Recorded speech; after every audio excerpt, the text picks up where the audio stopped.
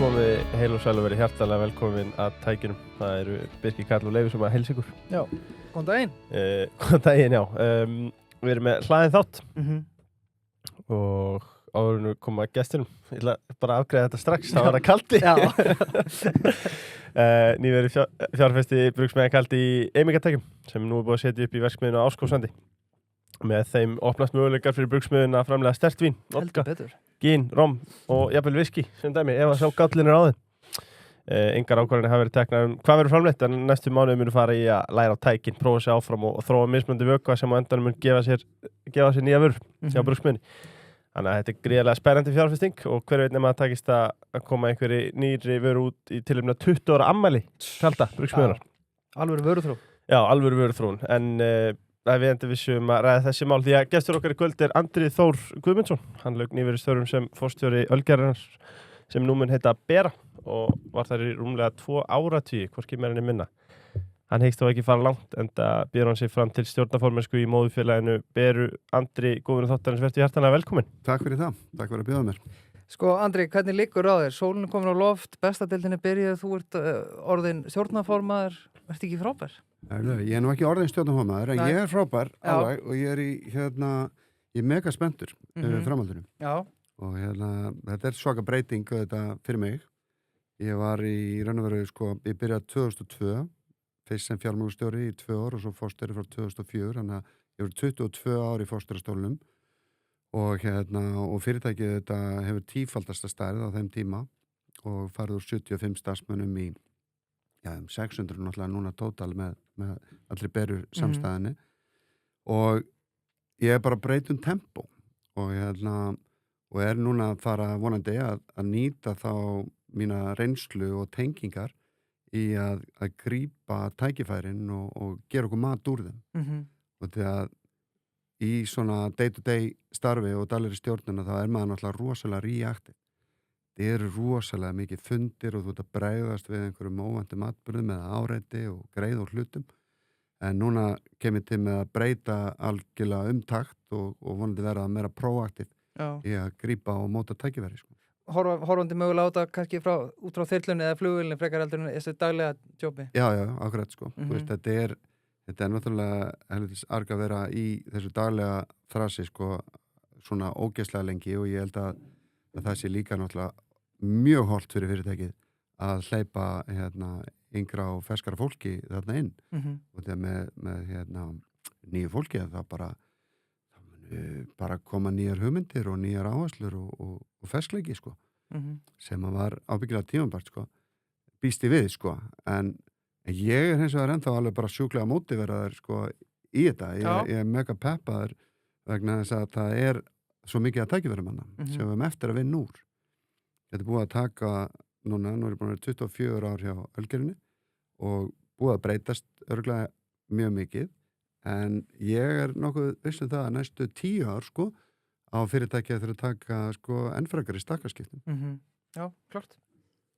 Maður spyr stundum fótboltamenn eftir ferilinn hvort það sé einhver breyting og það er eins og segir þú hvergin er hættur út að fara að taka við meira prófaktífu starfi en hvernig er að hafa verið í 22 ár sem forstjóri 600 manns í dag og eins og segir bara mjög reaktíft og allt í hennu vera bara ekki lengur forstjóri.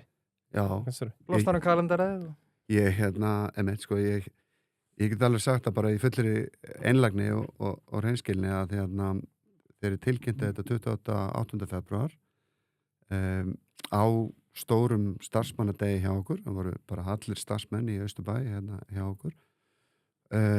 Það var eins og bara að losa af sér bakboka með 50 kíló á steinum. Já. Og bara þegar ég vaknaði daginn eftir, ég í alvörunni þá upplifði ég mun, Já. Og við erum búin að koma svona þessum daglegu áhyggjum eða þetta ég er ekki og alls ekki kvarta, þetta er náttúrulega búin að vera sjúklega skemmtilegt allan tíman og en þetta er lúmst álag að vera með þetta daglega. Þannig að ég upplifði bara núna bara breytingar, raunverulega breytingar bara hvernig mér líður ég er ekki eins mikið bókaði núna það er eins og náttúrulega ennþá fárlega mikið að gera ég er ennþá að greiða úr bara alls konar málum sem ég átt eftir og svo ég sortera bara út núna og skipulegja forgangsraða vinnunni í hvaða áttir við erum að taka þetta en það nú alltaf kosturinn á það sem hefur verið gaman með Ölgerðina að við höfum alltaf verið með mjög skýra sýn sko svona 5-10 ár fram í tíma hvert við erum að fara og það hefur verið þannig kynntum þetta verið nokkrum árum S27 eða þetta sett stefnumótun 2027 nú það bara sko á næsta ári það mun sennilega sko breytast í S30 það var alltaf meiningin vegna þess að Homes hefða verkefni og kemur til með að svona verða veruleika enda 2029 byrjun 2030 og og maður strax byrjar að hugsa þetta næstu síðan 5 ár hvernig verður 2035 sko og þetta svo skemmtilegt og gefandi sko og þarna ef við náum að vera nægilega forward thinking og nægilega hvað maður segja með mikla innsýn til þess að grípa þessi tækifæri þá munum við halda fram að vaksa og skapa okkur enn meira samkeppnisóskot. Klart. Maður var að spyrja sko tilkynnið þarna í lok febrúar hvað var þetta búið að blunda lengi í þér og hvernig manstu dagurinn sem ákast að taka þessa ákvörðun? Sko þetta verður alveg blundað í menn náttúrulega sko þú veist í mörg ár þar að segja sko hvernig mun ég stíga til hliðar sko og þetta náttúrulega sko gríðarlega mikið og mikilvægt verkefni sko að vera með arftaka áætlun og þannig að já, ég gekk með þetta í mörg ár í maganum en hins vegar sá ég þarna tækifærið þegar við tilkynntum þessa breytinga með Beru þar sem að við búum til móðurfyrirtæki Ölgerðin og Danól, Kjarnaveri Gæðabakstur þetta verði allt saman þá systurfyrirtæki í staðin fyrir að Ölgerðin sé þarna með þetta allt að þá opnaðist í raun og veru þetta tækifæri sko vegna þess að Fósteri Beru, hann var fjármálastjóri og í mínum huga svo á allra besti á landinu, búin að öðlast mikla þekkingu á rekstrinum og getur tekið Beru-konseptið sko áfram og látið vaksa og dafna. En hann hins vegar ekki markaðsmaðurinn sem að kannski þarf í Ölgerðar hlutan sko. Og þar erum við með Óla Rúnar sem að búin að vera hjá okkur í 15-17 ár og líka í mínum huga sko allra fremsti markaðsmaður landsins og gríðarlega sko kreatív og akkurat manneskjan sem við þurftum sko til þess að láta Ölgerðina fljúa og það nefnilega sko mikil tækifæri fólkinu í því núna að hafa Ölgerðina svona sér gefur miklu meiri fókus hjá teiminu sem að stýrir Ölgerðinni og við auðvitað á undanförnum árum að þá höfum við örlítið kannski mist fókusinn það að vera, þú veist, kaupa kjarnavörur og gæðabakstur og vera að vaksa þetta á alla kanta þetta óhjákvæmilega að dælúta aðeins fókusnum okkur á kjarnabusiness Ölgerðinnar sem drykkjavara sko þannig að það er tækifæri í þessum skipulagsbreytingum alveg gríðarlega sko bara fókusinn sko, einn og sér mun koma okkur enn lengra áfram sko. Já, góð punktur. Já, ef við komum aðeins ofan í þetta og hefur þetta komið fram en það eru einhverjir sem að viti ekki. Klálega og bara þau láta útskýra þetta betur. Hvaðan kemur nafnið Bera? Já, Bera sem sagt móðir Egils Skallagrímssonar. Já. Bera Ingvarsdóttir. Og þetta náttúrulega bara frábært að þetta niður á þetta nafn að búa yfir þessari góðu sögu Egil. Hann áttir enda líka dóttir, segir Bera, en þetta móðurinn, enda mamman, þetta móðurfyrirtæki Ölgerðinnar og Bera sem sagt sko þá með allt admin getur við sagt fyrir dótturfyrirtækin og vöruhúsa og dreifingaþjónustu, logistic servicin, innkaup og annað slíkt. Þannig að í Beru starfandi rúmlega 200 manns. Já. Þetta langmestu leiti þá, eða stærsti hlutin vöruhús og dreifing. En auðvitað skrifstofurlutin hann líka. Í samstæðinu þá allri þetta eitthvað 600 manns. Þannig að þetta svona tilurðin og við notum líka tækifærið og breytum við nafn á fasteignafélaginu okkar. Skýrum það Mýrar og aftur auðvitað það með tilvísun í Egilssögu og hvar Egil Skallagrímsson bjó og og með líka þessar aðgerð að skipta þessu upp að þá erum við svona líka að draga aðteklinni að því að summapartana er nú kannski verðmættari heldur en í Kaupöll eins og það er í dag. Mýrar eru þarna með mjög álítlegt fasteignasafn, Grjótdal 7-11 og Köllunarklassveg 6 og í framtíðinni sjáum við fyrir okkur að fasteignir, Geðabaksturs og Kjarnavara farið þarna inn líka. Þannig að þetta er 35.000 fermetrar sem að fasteignafélagi kemur til með að eiga sko. Og og það er auðvitað verðmætt eign en verðmættasta eignin í þessum fyrirtækjum öllum er auðvitað eigin vörumerki sem er ekki metin í bókunum sko. Nei. Líka sko þegar maður sá þessar breytingar og þegar þú ert að tala um þetta núna, finnst mann þetta að vera briljant hugmynd og maður velti fyrir sér þetta hefur, eins og segi, kannski einn fókusun dottið aðeins upp fyrir út af þessu kaupum og maður velti líka fyrir sér sko hvað þetta hefur líklega verið planið í einhver x mörg ára að fara í þetta módel, að skipta þessu svona upp.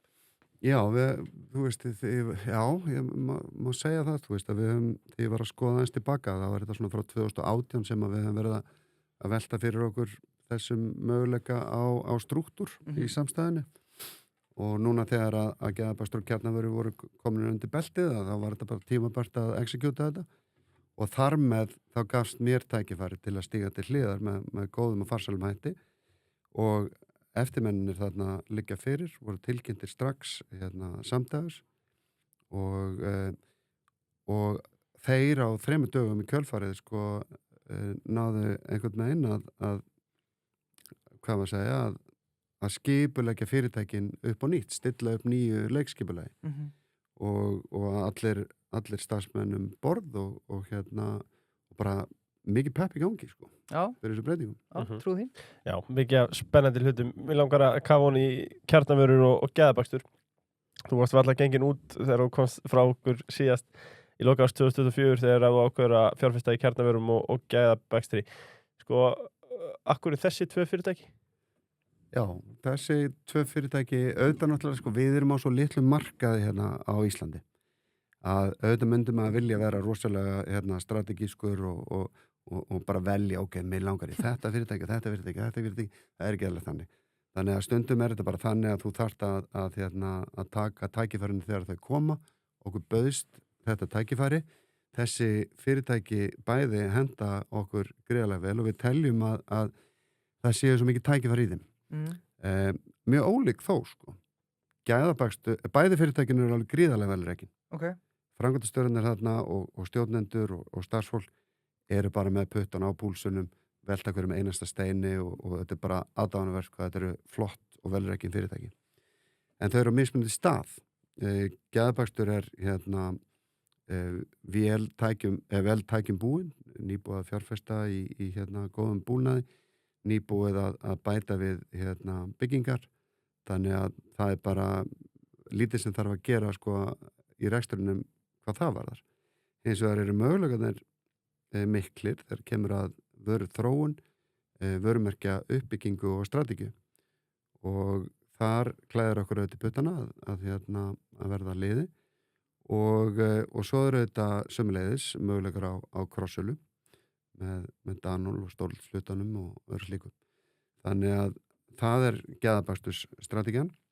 Þar erum við líka komin inn í sko ferskvörudreifingu sem að við getum þá mögulega eitthvað unnumeti framtíðar til þess að styrkja og efla. Kjarnavörur eru sem sagt sko svona framleiðslu orientera fyrirtæki, er mikið í private label, gömul lúin vörumerki, þar sem að hægt er að taka svolítið vel til, situr þarna á rótgrónum íslenskum vörumerkjum eins og ljóma og kjarnagrautum og fleira. En þarna er bæði vöruþróun, vörumerkja uppbygging og vörumerkstjórnun svona low hanging fruit. En auk þess náttúrulega er fyrirtækið í raun og veru starfað á 5 stöðum sko með framleiðslu lager. Þannig að þar er framöndan umbreytingaverkefni. Þetta væri langsamlega best að koma þess undir eitt þak og straumlinulega framleiðslu og lagerhald og dreifingu og annað slíkt sko, þannig að þar eru miklir samleiða möguleikar. En svo eiga náttúrulega bæði þessi fyrirtæki það sameiginlegt að nú erum við með Beru sem að með fjármál, mannauðsmál, gæðamál, lógistik, innkaup og allt þetta að þessi fyrirtæki geta smá saman notið góðs af þeirri stærðarhagkvæmni sem að það ríkir og nú þegar þetta erum við að realisera sko talsverðan sparnaði í flutningum sko. Já, sko maður velti fyrir sér ok, það er komið þá rúmt ár frá því að þessi kaupur og tilkynntu þetta fór gegn samkeppniseftirlit og annað ef maður spyrði núna í miðjan apríl, hvernig er þetta gengið? Er þetta áætlun, var þetta tímalínu og hvernig samlegar áhrif og annað? Já, bara, þetta gengur bara vel, þetta kom inn í samstæðan 1. desember og síðan Feb í raun og verið 4. ársfjórðungur Beru, þannig að það hittist bara vel á og var bara á áætlun. Þetta er kannski lélegasti fjórðungurinn hjá báðum þessu fyrirtækjum en við bara, þetta er alltaf á áætlun og við erum ekki að fara í þetta með einhverjum brussugangi sko. Nei. Þessi fyrirtæki eru frábærlega rekin, frábært starfsfólk. Við viljum verða þarna liði en við erum ekki að fara umbreyta, umstokka þessu fyrirtækjum og taka úr sambandi það sem að vel gengur. Við viljum bara byggja á því og bæta við sko. Já. Þannig að okkur liggur ekkert lífið á sko. Já. Það er miklu mikilvægara að gera þetta sko örugglega heldur en með einhver flumrugangi sko. Já.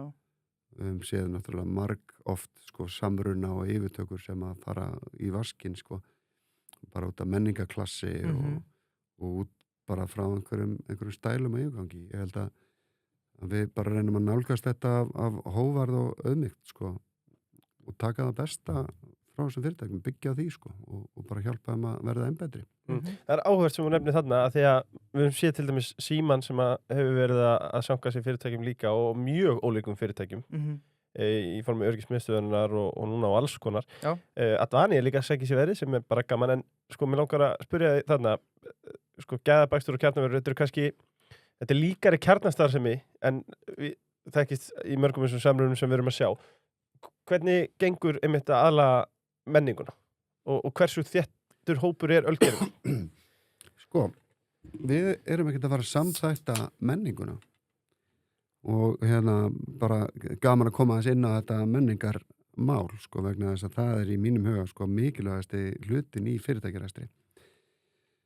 Við viljum viðhalda þeim góðu hlutum menningar sem er á sikkurum staðnum í gæðabakstur og kjarnaverum sko, við erum ekkert að fara að taka það á samband og breyta en við viljum móta sko þeirra menningu smám saman í takt við þá stefnu sem að við ákveðum að fara með þessi fyrirtæki og þetta er náttúrulega sko erfiðasta verkefni hvers stjórnenda að gera. Það er alls ekki verkefni að samþætta og smyrja einhverjum ölgerðar kúltúr sko yfir á öll fyrirtæki. Það vill þannig til að Danól og Ölgerðin hafa verið með mjög líkan kúltúr en það er ákveðin svona subkúltúr getur við sagt í báðum fyrirtækinum. Gæðabakstur og kjarnaverur verða áfram með sinn kúltúr sem við munum síðan reyna að taka kannski það besta úr Ölgerðar og Danól kúltúrunum. Við munum án efa náttúrulega reyna að búa til einhvers konar kúltúr fyrir stöðum umbótum, fyrir að gera betur í dag en í gær, til að eyða sóun og svo framvegis skilur við, allt eitthvað sem að bara hefur mjög skýran strategískan tilgang. Sko. Já. Sko, mér langaði líka að spyrja út í annað. Þegar við vorum að tala um uppbygging á vörumerki og tækifæri sem eru fólkin þar sérstaklega í rekstri kjarnavara með rótgróðum vörumerki eins og ljóma, mjög skemmtilegt. En mér langaði að spyrja að því að Ölgerðin hefur skapað sér alveg svakalega sérstöðu og skipað sér í sess bara einstakann sess á Íslandi þegar kemur á uppbyggingu vörumerkja og við erum með Brandur sem að og nú gaman þegar Freyri Glarsen var að grilla þig upp á sviði smá erfiða spurningar á Gunnar hægt að svara þér. Ég fylgdi líka vel á eftir þeim en hvað þarf til þess að byggja upp sterkt vörumerki? Já, það er náttúrulega sko sterka sýn og þegar við sko erum að tala um sko fyrirtæki vörumerki versus sko vörumerki á vöru þá er þetta ekki alveg sami hluturinn sko. En út af því að við vorum nú fengum verðlaun fyrir sko besta vörumerkið í fyrirtækiflokki þá ætlum ég kannski að fókusera aðeins á það og þar náttúrulega sko menningin númer 1, 2 og 3 sko. Þetta byrjar allt innanfrá, hvernig þú byggir upp vörumerkið. Og þetta búið að vera verkefni alveg, þetta búið að vera verkefni mitt og okkar stjórnenda undanfarin 20 og þá 4 ár og við ákvaðum að búa til kúltúr sem að hjálpa okkur að ná ákveðnum markmiðum og við höfum í gegnum áratugina sem sagt haft svona í heiðri sjónræna stjórnun og höfum mikið notað sko markmiðasetningu og orkustig og annað slíkt til þess að ná svona hraðari ákvarðanatöku, meiri starfsánægju, meiri þjónustugleði og bara meiri vilja til að gera betur í daginn í gær. Og þetta revolvar allt í kringum sko þessi gild okkar sem að útleika sem JHF, jákvæðni, áreiðanleiki, hagkvæmni og framsækni. Hljómar klisjukent í augum hlustenda en trúi mér að þetta sko langt í frá einhver klísja sko. Þetta er strategía sem að við lögðum út fyrir allan okkur og við erum mjög konsistent hvernig við erum að hlúa að og byggja upp og við höfum haft þessa já-daga reglulega, við leggjum rosalega mikið upp úr starfsánægju, ánægju viðskiptavinna, vöruþróun og þessari sóknarhugsun og allt sem við gerum einhver menn að tala hana saman. S27 strategíun okkar til dæmis segir að við erum með 4 áhersluþætti næstu árin, það er sóknin, það er stafræn þróun, það er sjálfbærnin og það er starfsfólk og þetta ætlum við alltaf að gera í ákveðnum tilgangi sko. Og okkur erum við að hlúa að sjálfbærnin og starfsfólkinu það er í mínum huga til þess að búa til velreiki fyrirtæki sem að heldur sko hæfasta starfsfólkinu og dregur til sín hæfustu umsækjendunar og því að þar held ég að sé náttúrulega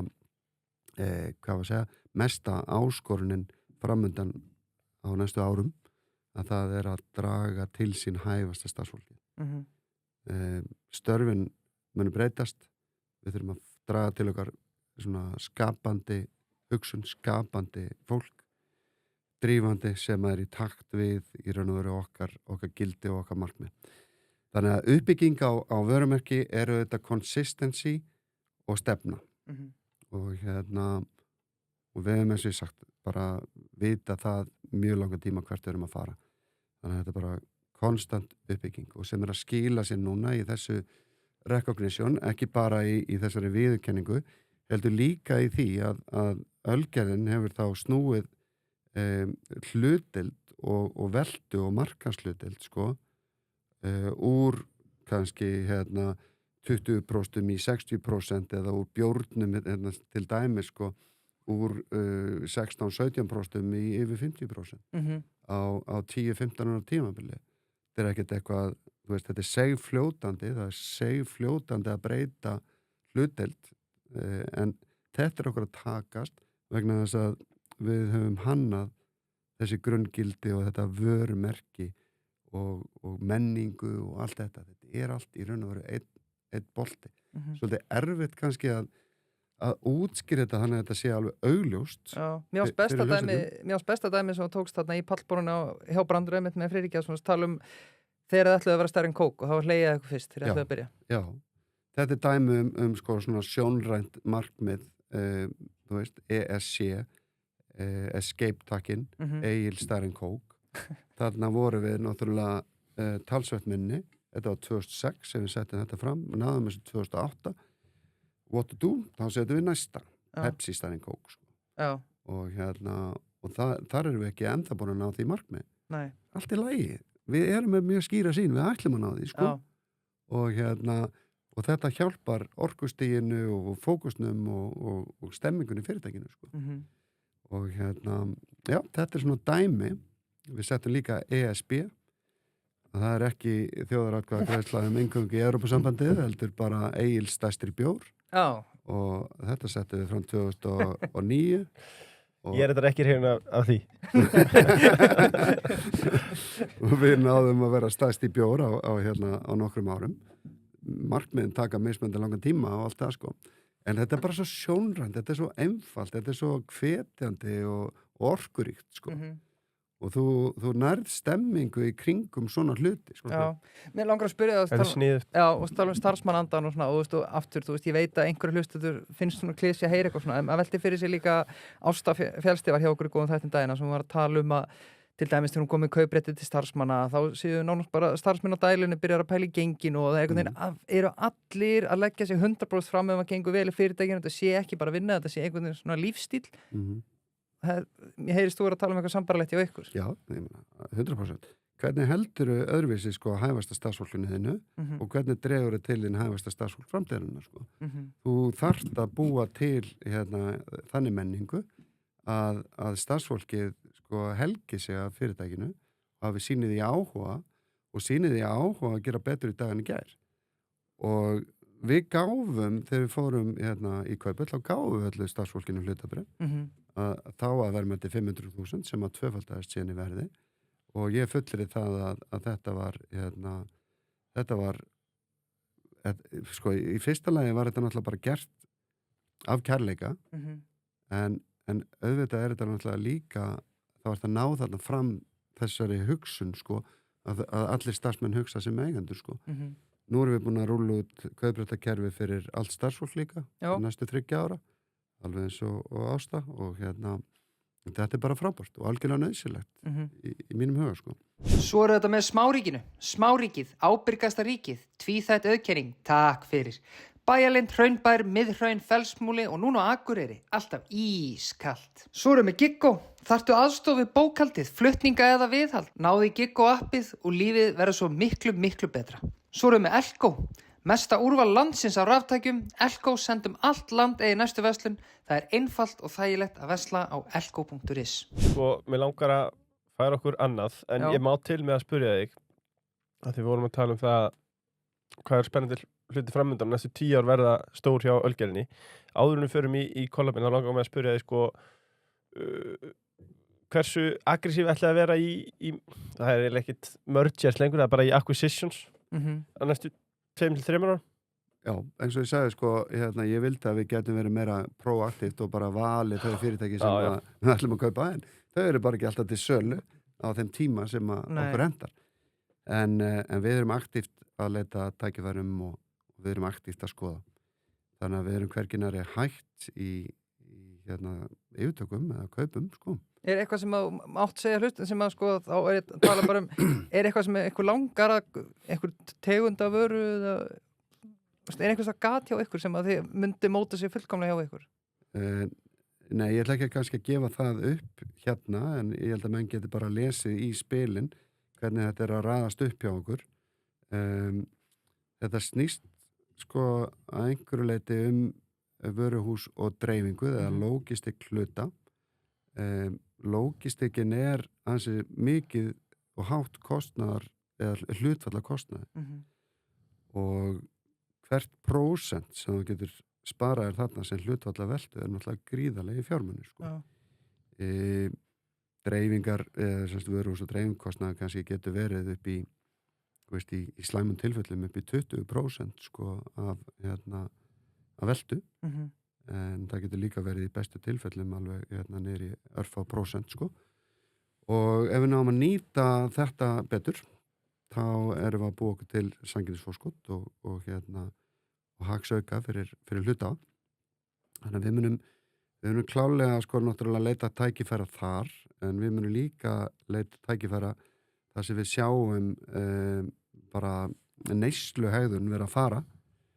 Ég sé ekkert leyndamála að tilbúnir réttir eru mjög áhugaverðir markaðir sko og ég held að Ísland átt að við höfum farið sko núna hratt af stað undanfarin örfá ár það hefur ennþá mjög langt í land sko með að ná öðrum löndum sko og ég held að þarna séu líka talsveit tækifærið þannig að við höfum áhuga þar og svo náttúrulega alltaf svona, við getum sagt svona arðbærustu kaupin nú yfirleitt sko í heildsölu hlutum það sem við erum að taka þá yfir einhver byrgjasambönd eða eitthvað slíkt sem við getum bara smelt inn í núverandi kerfi. Það eru svona kannski bestu og velheppnuðustu yfirtökunar. Síðast kaupár 2021 á maturhluta Ásbjörns Ólafssonar og velti upp á 1,5 milljarð sem að koma inn og small bara frábæð leið sko. Þetta hefum við gert örgulega í yfir 30 skipti sko. Þannig að við kunnum þetta orðið vel og þetta er orðin einn af okkar svona kjarnastyrkleikum sko. Ég er svo óöppin, ég hef ekki fengið að fara í verksmiðuna hjá Ölgerinni. Ég hef gert svo frægur. Já, sko, talandi logistík, sko, þessar vélar sem við erum með sem er að gera alla þessa drykki, hleypur þetta mörgum milljörðum í verðmætum með? Já. Við erum til dæmis núna, þetta hleypur á milljörðum, sko. Síðasta fjárfesting, vélarfjárfesting, stóra sem við gerðum, kostaði, cirka 2,5 milljarð. Það var Brák 2022. Núna erum við búin að kynna fjárfestingar áætlun fyrir þetta ár og þar erum við að kynna fjárfestingar fyrir rúma 2 milljarðar í vélbúnaði og þannig að þetta eru gríðarlegir peningar sem að liggja á þessu. Þetta er capital intensive sko. En auðvitað náttúrulega að duga þessar græður sem að við erum með á endurnýju núna eru búin að vera hjá okkur í 40 ár sko. Þannig að þetta þeir eru búin að þjóna okkur vel. En núna ætlum við að taka næsta skref eða við erum að semja það svona þessi misserinn þar sem við náum þá enn frekari haraðingu, meiri sjálfvirknivæðingu, meiri gæðum, meiri afkastagetu, fleiri vörum og allt þetta skilur við. Þannig að þetta er sagan endurlausa sko. Og þetta er eitt af þessum hlutum, ég veit að þetta er ekkert eitthvað rosalega systematist að vitalír að taka þetta út allt en Hólmsheiðar verkefnið okkar sko mun opna á rosalega mikið að tækifærum til frekari vélakaupa vegna þess að lagarinn okkar í dag, Grótálsi, að hann fer upp á Hólmsheiði. Þar með erum við að búa til nokkuð 1000 fermetra pláss fyrir nýjan vélbúnað sem að gera okkur kleift að fara inn á annars konar umbúðir og annars konar drykki sko. Og hver veit, mögulega getum við tekið inn þarna framleiðslu hjá öðrum fyrirtækjum sko, og haft á þetta sem framleiðslu stað og vöruhúsið bara upp á Hólmsheiði. Þetta er alveg stærðargráðan í Hólmsheiði? Já, þú veist, þetta verður alveg gríðarlega stórt verkefni sko, og 25 metra hátt vöruhús og þetta mikil sjálfvirkni, en enga síður náttúrulega sko fullt af fermetrum, 50.000 fermetrar, þannig að þetta liggi allt fyrir í sjálfu sér sko, en þetta er bara við erum að skapa þetta þessi misserinn. Við erum með erlendar ágjafa núna við að hanna Invols og íslenska arkitekta að hanna húsið á utan. Gríðarlega spennandi og þarna ætlum við að búa til sko vöruhús og dreifingarmiðstöð framtíðarinnar, eitthvað sem að við getum búið til sanngirnisforskot og skapa betri þjónustu með lægri tilkostnaði. Líka þegar þetta er komið á laggirnar, þá eins og þú segir, þá kannski geti þetta bara orðið vöruhúsi, það er náttúrulega endalaust að lagar út í bæ sem er kannski, við erum að nota þess að fermetri eitthvað betra. Nei, við erum ekki að fara að búa til eitthvað vöruhús fyrir sanngirnisaðalina sko. Nei. Ég sé ekki fyrir mér að við séum að fara að búa til vöruhús sem að tekur að sér dreifingu fyrir svona third party. Það er ekki, við erum að gera þetta fyrir okkur, fyrst og síðast sko. Við höfum bara hefur verið okkar business að við erum í okkar eigin, við erum ekki að taka okkur dreifingu fyrir aðra. Þetta er bara sanngirnisforskot sem að við teljum að við getum nýtt sko. Já. En hvað á að geta bjóða manni upp á eitthvað að drekka? Gátt í bæinn. Líst þér ekkert á þetta? Já, ég meina Kristallin er hérna og ég var náttúrulega að koma hérna með smá Þetta er vöruþróun. Hérna er vöruþróun, sko. Þetta fæst ekki til búð. Hvað ertu með þarna? STD. Þið kannast nú við þetta. Já, Birgir betur en ég, eins og ég segi. Þetta er nýjasta vöruþróunin, sko.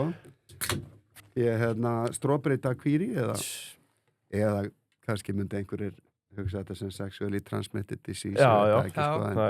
En þetta er nýjasta vöruþróunin. Þú ekki bara læg með þetta? Já, smakast ekki vel. Þetta er briljant. Ég veit þetta gott. En mér langar eins og til þess að smakka kalda. Kalda, já, ánægilegt. Kaldi er náttúrulega hefur alltaf verið með helviti góðan bjór, sko. Já, það hárrétt, það okkar menn. Já, gaman þegar menn geta ekkert of stolti til þess að við ekki samkemni líka. Nei, auðvitað ekki. Og berum bara mikla virðingu fyrir kalda. Við Smakkaði hennan. Við svo við höfum alveg okkar að eiga Coca-Cola sem skýr nógan, sko. Já.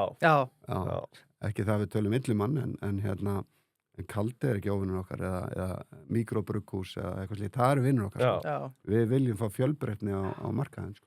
Jóhann eða að taka hana þátt í mynd, þá myndi ég taka stillimynd núna og halda það. Já, það átti náttúrulega ekki. En fyrst erum komur aðeins inn á vinn okkar, áður en við förum í kollabinn. Þá langaði mig að nefna Íslandssjóði einnig. Jú. Og því að, sko, það eru einstaklingar og fyrirtæki að núti með lausafé milli handana og margir sem að kannski aðeins stefnu Buffett, að þú kannski, ef þú ætlar að dýfa tánni á hlutabréfamarkaðinn eða hlutabréfamarkaðinn, þá þarf að halda pengnum inn í langan tíma. Svo ertu kannski með lausafé sem þú þarf að losa snemma. Þá getur þú líka, þá dýrt að kaupa í einstökum hlutabréfum. Mjög dýrt. En ef þú ert að hugsa eitthvað lausafé, hvað átt að gera við það, þá getur þú auðvitað að setja bara í lausafjársjóð. Heldur betur. Og það kostar ekkert að fara inn í þann sjóð hjá Íslandssjóðum og ekkert að fara út heldur, þannig að... Og það eru miklu betri vextir en á öllum innlánsreikningum, sko. Já, þannig að Íslandssjóður að gera hrikalega gott mót þar og svo eru auðvitað með heimaformi. Og þú nú með einhver tæki þar, ég ennþá að býða til mínu. Já, ég sá Andra með þetta daginn í workclassi í Kringlunni. Hann hendi bara 12 watt og byrjaði bara að hlaupa. Að 12 bara? Já. Ég ekki byrjaði bara að hlaupa. Já, í hörku standi. Ertu með eitthvað tæki frá heimaform, heimahör? Nei, ekki ennþá. Nei, við höfum að kippa því lið. I'm working on it, sko. Ég er að setja upp í sveitinni, smá gym. Já, laglegt. Geðvitt að vera með tækin heima.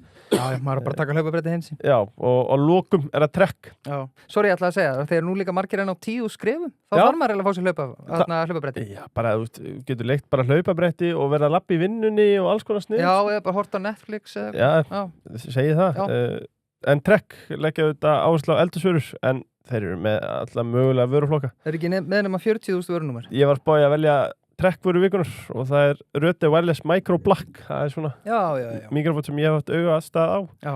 Og festa sjálfsögja drekk eins og nánast allt annað við kemur hljóði og gaming. Já. Og gaming. Trekk vefuslu. En við erum komnir að Collab sem að auðvitað risa póstur.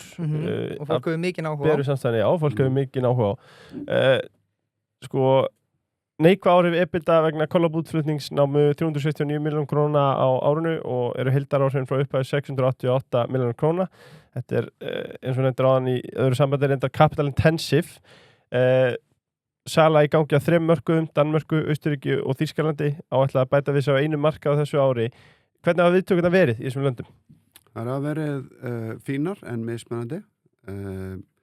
Þýskalandsmarkaðar hefur kannski valdið okkar aðeins vonbrigðum. Við fengum mjög góða listanir, fórum inn í Edeka, norðurhluta Þýskalands búðurnar og talsett að refiverslunum. Við náðum mjög góðri rotation, sko, ákveðnum borgum. Við náðum svona mestum árangur kringum Hamburg, en svona meðaltali að þá var kannski velta per búð, per viku, ekki nægilega góð, sko. Við erum að bæta við okkur listunum þar í einhver svona 350 verslunum núna á árinu og reyndar munum við hafa það nationwide, sko. Það þá aðeins inn á hérna svona kíóska, það var svona lestastöðum og annað slíkt. Þannig að við munum halda áfram okkar svona tilhjóðnastarfsemi þar og sjá hvað setur, en við munum ekki, sko, setja mikinn pening á þetta í Þýskalandsmarkaði vegna þess að ég er svona skeptískur á að það skilir sér, sko. Danmörk, þar höfum við, sko, ekki verið með nægilega góða dreifingu, en þar hefur rotation per búð verið mjög góð. Við skiptum núna dreifingaraðala 1. mars og raunar við prófuðum öðruvísi sett upp á Danmörkumarkaði og byggum til okkar eigið félag, bara Collab DK sem að sá þetta. En nú erum við að fara að loka því og erum búin að semja við nýjan dreifingaraðala. Og eigandi þess fyrirtækis fyrrum forstjóri Royal Unibrew í Danmörku. Keypti þetta fyrirtæki fyrir nokkrum mánuðum síðan og hann hafði samband við okkur og vildi endilega taka Collab inn. Þannig að hann komin að stað og hann þegar búin að tryggja okkur listanir í 7-Eleven og fleiri verslunum. Þannig að þar bara, við getum sagt, spennandi tímar framöndan, en hlutdeildin okkar sjáið sko ekkert eitthvað, þetta ekkert eitthvað, við erum ekki að fara að stað eins og einhver raketta. Austurríki, þar erum við með ótrúlega dreifingu, við erum komin yfir 2000 verslanir, við erum bara út allt Austurríki. Þannig að sko við höfum fengið svona red carpet, svo sem eins og í Þýskalandi. Innkaupaðalarnir í búðunum sko telja þetta proposition vera mjög svona appealing, þar sem við erum að bjóða kollagen drykk með koffeini sem að höfðar jafnt til kalla og kvenna. Bara mjög spenntir, við fáum bara red carpet. Rotation hefur verið svona la-la. Rotation, sorry. Já, rotation, það er sko sala per búð, sala per búð per viku ákveðin svona lykilmælikvarði sem við notum. Og það bara svona la-la í Austurríki og þar erum við núna í vor, semst þetta erum við að byrja mikið af svona kombo átökum á Shell-bensinstöðum, þú veist, erum við að fara að tengja kollabin við morgumatinn, skilur í staðan fyrir kaffi, erum við kombo-díla, croissant og kollab og svo framvegis og öll marka, þú veist, salan á svona drykkjum meiri á vorin heldur en að veðna. Þannig að þar bara, lítur þetta bara vel út, við erum með frábæran dreifingaraðila, þetta tekist vel til þar. Og svo það fjórðumarkaðurinn sem að við vonandi göngum frá samningum svona næstu vikum. Þannig að sko, þetta svona heilt yfir, gengur þetta svona bara svona sirka bát samkvæmt áætlun, og það að þetta tekur langan tíma, sko. Og ég hef sagt þetta frá degi 1. Þetta ekki eins og að spila í lottóinu þar sem þú bara hreppir lottóvinningin á degi 2 eða ekki, sko. Þetta long-term uppbygging. Og ég hef stundum sagt bara, sjáðu bara skýrið hjá MS. Þeir eru búin að vera að standa í skýrútlutningi í 10-15 ár og hafa gert sko alls konar, sennilega mistök eða lært af reynslunni og eru núna að koma með frábært vörumerki sem heitir Ísæskir og þið sjáu það bara þegar þið ferðist að þeirra frábærum árangri og ég alveg þess fullviss að þetta skýrið á þetta blómstra hérna, sko, algjörlega. En þetta tekur þennan tíma, sko. Við hjá Ölgerðinni, við sögðum sko, ok, við ætlum að setja 1 milljarð á eftir þessu verkefni og einhverjir markaðsaðilar hafa haft ágjörð því að þetta verður bara botlaus hít hjá okkur og við séum endalaust að setja peninga á eftir þessu. Þetta stefnan. Við ætlum að setja 1 milljarð eftir þessu, við erum búið með 688 milljónir, við höldum áfram í ár og munum núna fara af stað að leita að samstarfsaðila inn í kollab export fyrirtæki. Það er að segja, við viljum fá með okkur erlendan samstarfsaðila, erlend fjármagn til þess að kosta frekari uppbyggingu á kollab vörumerkinu erlendis. Vegna þess að, þú veist, to be fair, Ölgerðin og Bera, við erum ekki sérfræðingar í sölu eða markaðssetningu á drykkjum og erlendum mörgum. Sko. Þetta það strategic partner sem strategic partner, við erum ekki leita að heimskum peningum. Sko. Þannig að annarkvort þetta einhver trade partner, einhver sambarlegur aðeins eins og Ölgerðin einhver stað, eða þá einhver private equity house sem að hefur sérhæft sig í svona kaupum, sko, og að nurtura svona drykkjari fyrirtæki og taka það á næsta level, sko. Eitt sem ég langar að spyrja, maður hefur heyrt dæmi bara, ég ætla bara að segja, maður hefur heyrt til dæmis eins og þeirra Good voru í Walmart og annað sko, að ég held að þetta sé bara eins og Andrea komin á mjög erfitt og eins og þar heyrði maður til dæmis að til þess að fá hillupláss þá tók Walmart bara allan hagnaðan til sín og bara fengu alla veltuna og þeir fengu þá í raun og veru bara auglýsinguna, voru bara að gefa þarna dósirnar. Þetta er rosalega erfitt. Sko, við erum búin að vera að standa í útletningi og sölu vatni til Bandaríkjanna í 24 ár, þannig að við þekkjum þetta alveg. Þú getur alveg náð frábæri dreifingu ef þú borgar fyrir hilluplássið, sko. Þú getur keypti inn á flugvelli, þú getur keypti inn á hótelkeður og annað slíkt, skilur, en því enda þetta deg það verður að búa til einhvern peningur, sko. Og það hefur okkur tekist að gera með vatni. Og þá ákvaðum við bara þá strategíu að við tökum svona private label eða white label approach. Þar sem við erum ekki að byggja upp okkar eigið vörumerki, heldur bjóðum við stórum samstarfsaðilum með okkur að búa til þeirra vörumerki. samanber skýra vörumerkið með 7-Eleven og þar erum við í einhverjum 12.000 verslunum bara með þeirra vatn og erum að byggja á því viðskiptasambandi og breikka vöruvalið.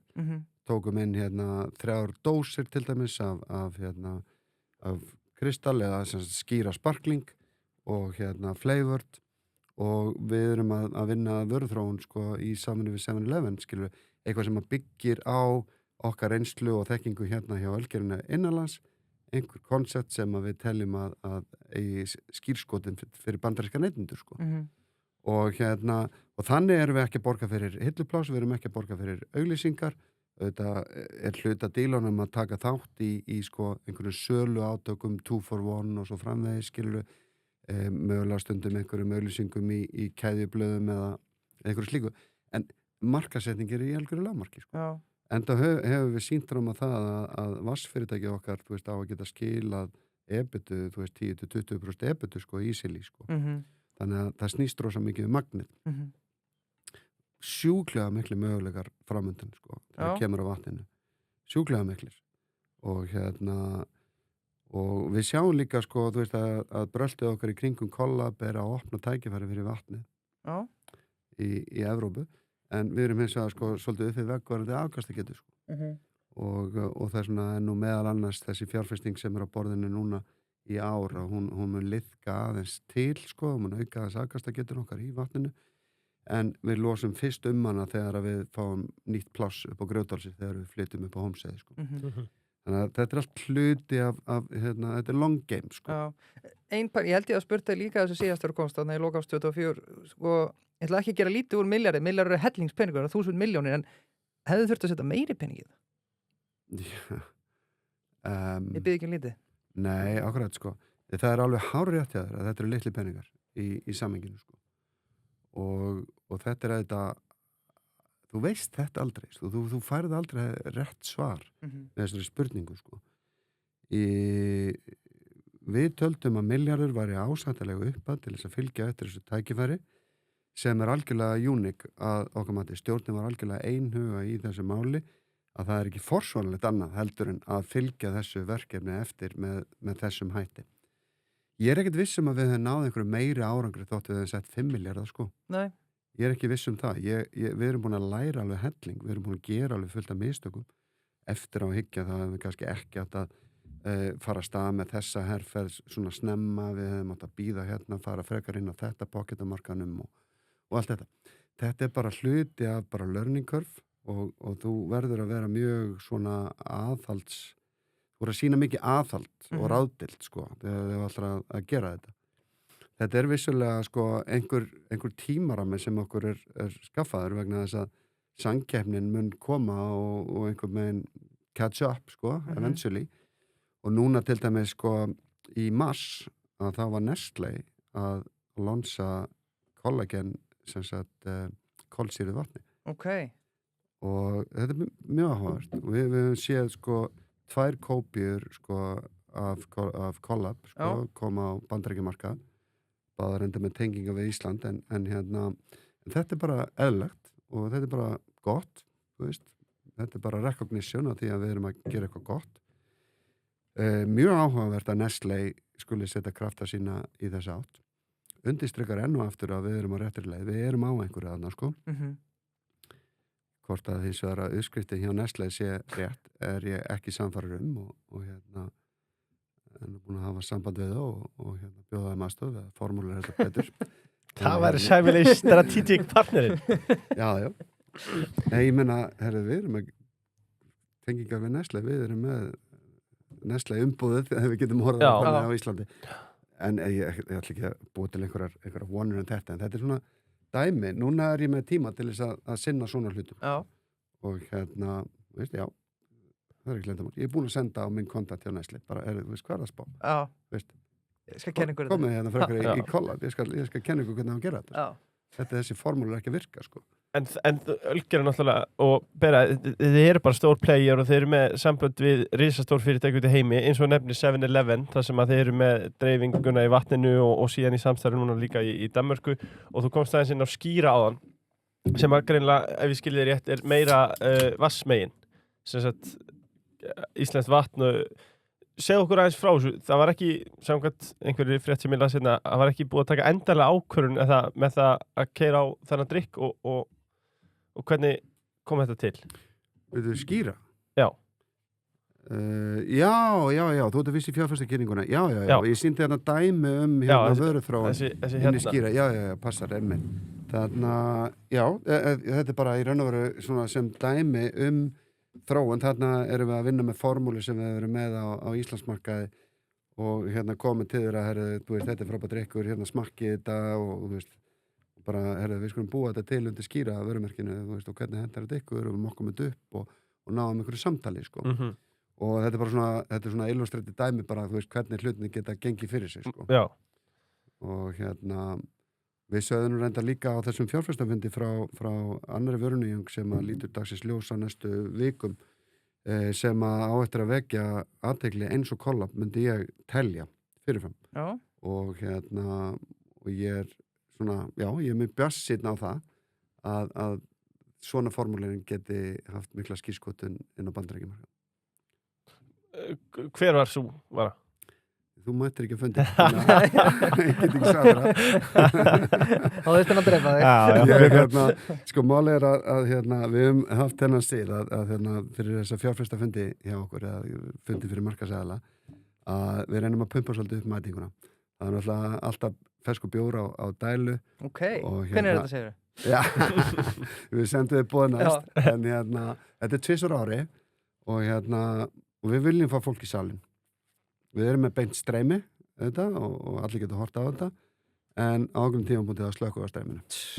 Og þá kemur djúsið. Já, ok, sniðugt. Það kemur djúsið og þú vilt mæta fundin og þegar þú fær gjafabóka með nýjustu vörunum okkar og þú fær svona aðeins meiri innsýn inn í hvað við erum að hugsa. Það er að segja, sko, í vöruþróuninni. Auðvitað er þetta ekkert eitthvað verðmótandi upplýsingar, en þetta er samt, sko, við viljum ekki endilega samkeppnisaðilinn okkar viti þetta í beinu streymi, sko. Nei. Já, skemmtilegt. Bara til dæmis skýra fannst mér gaman að fá innsýn inn í þetta, sko. Bara hvernig það verður kaupin á eyrun og allt það. Já. En við skulum færa okkur yfir í Iceland Spring. Það eru sessor sem er að tengja saman fólk og tækni og dagskrárliði í þessum þætti. Sessor eru ráðgjafar og þjónustufyrirtæki á sviði upplýsingatækni og fjármála og brúa bilimildir ekstra eða á upplýsingatækni lausna með það að markmið að auka sjálfvirkni, bæta rekstraröryggi og lækka heildarkostnað. Hljómar ansi vel í minni. Ekki slæmt það, nei. Iceland Spring hefur átt erfitt uppdráttar meðal annars vegna tollasetningar í Bandaríkjunum. Sá þáttur hafði 130 milljóna neikvæð áhrif á síðasta ársfjórðungi. Þið nefnið það að árið 2026 byrji vel hjá Iceland Spring. Er von á viðsnúningi? Já, sko, þegar þú segir erfitt uppdráttar þá var þetta náttúrulega bara vond ár, síðasta ár, á móti mjög góð ári, 24. Þá var Iceland Spring með yfir 300 milljónir í EBITDA contribution inn í samstæðuna, en það, 350, þannig að það var svona 300 milljónir frávik, sko, í raun og veru frá fyrra ári, sem er alveg skelfilegt, sko. Og það helgast endar ekki bara á tollasetningunni, þótt að það sé megin ástæðan, sko. Það voru þarna einskiptis liðir líka sem að höfðu áhrif. Við lendum í tjónamáli og öðru slíku. Þannig að ég held að það verði viðsnúningur á árinu. Við sjáum það á janúar, febrúar, mars tölum, fyrsta fjórðungnum, að við erum þegar búin að ná EBITDA alls ársins í fyrra. Ég held ég geti bara verið svona sæmilega confident að því gefnu að ekkert stórkostlegt breytist síðan, sko, hjá Trump eða á Bandaríkjamarkaði, sko. En það bara lítur vel út, sko, og við sem verðum svona back on track aftur með öflugt Iceland Spring og okkur sýnist verðhækkunin ekki hafa haft neikvæð áhrif svona einu neymi varandi eftirspurn, sko, eftir vatninu.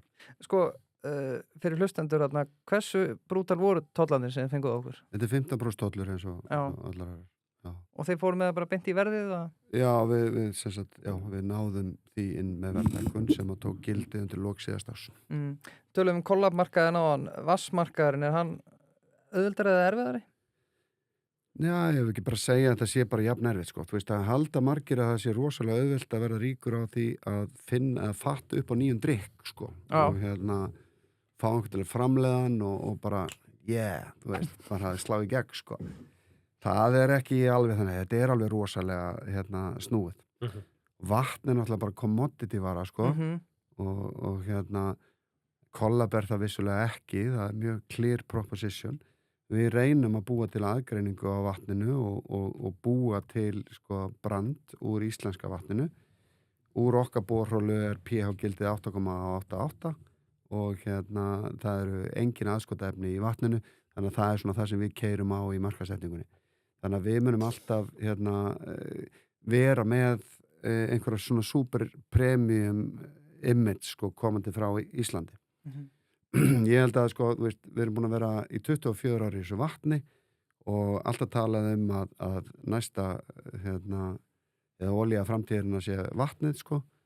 Ég held að við séum að færast nær þeim sannleika með hverju árinu sem líður og það varskortur yfirvofandi bara í nágrannalöndum sko.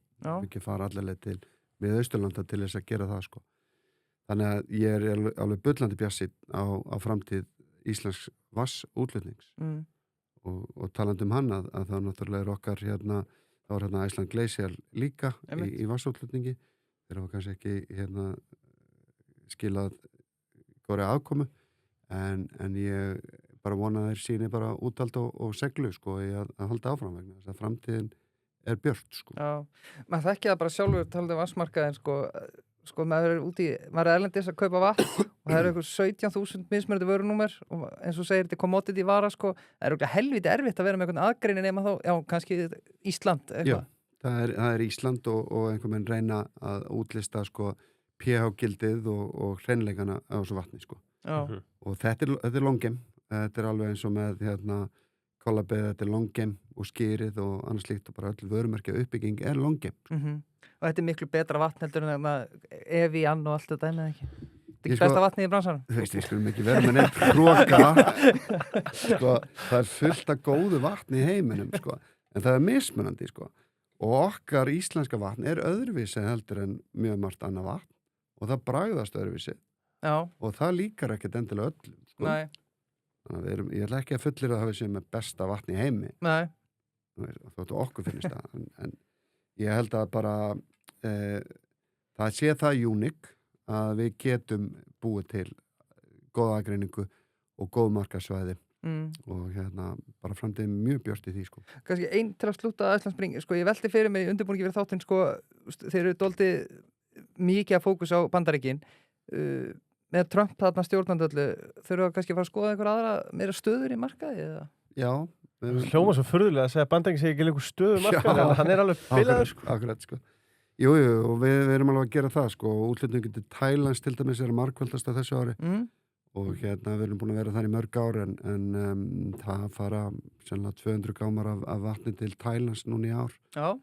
Við erum bara með á línunum núna í maí, verðum við með vatn í dósum fyrir Thailandsmarkað og við vorum að senda til Suður-Afríku, við erum komið með það samning við Spar-keðina og verðum þar í nokkur hundru verslunum þannig að veist, það alltaf verið að reyna og þróa þetta en eins og ég segi það aðkastagetan hún er á skortnu skamti getum við sagt en við erum að reyna að vinna bóta því þannig að sko við munum aktíft vera að leita að nýjum viðstafinum á þessu ári.